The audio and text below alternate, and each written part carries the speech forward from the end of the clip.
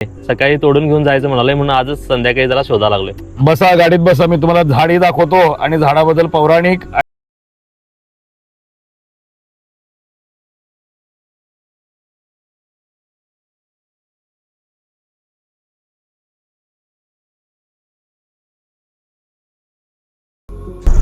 मला एक फोन केला असता तरी मी तुम्हाला झाड आणि झाडाची माहिती दोन्ही दिली असती. हो होय, दुपारपासून आम्ही शोधालतो. मग आता त्या अनुषंगाने आपण भेटलो पण, आणि मला त्या झाडाची माहिती पण मिळेल. तर मला तुम्ही सांगा बघूया. तर आपले प्रभू रामचंद्रांच्या वंशामध्ये एक दानवीर राजा होता. त्या राजाकडे एक शिष्य आपल्या गुरूंना गुरुदक्षिणा देण्याकरता तो त्या दानवीराकडे आला होता आणि त्यांनी त्याला काही संपत्ती प्रदान केली.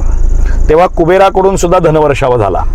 पण तो देखील इतका शिष्य चांगला आणि प्रामाणिक होता की त्याला जितकं दक्षिणा द्यायची होती तेवढंच त्यानं धन घेतलं. म्हणजे जेवढं पाहिजे तेवढंच अगदी प्रामाणिकपणानं. उरलेलं धन त्या राजानं काय केलं, त्या झाडाखाली टाकलं. आणि ते झाड म्हणजे आपट्याचं झाड. म्हणजे त्या वेळापासून ही प्रथा पडलेली आहे. अरे बापरे. आणि हे समोर इथून थोडस चालत गेलात की तुम्हाला ते झाड मिळेल.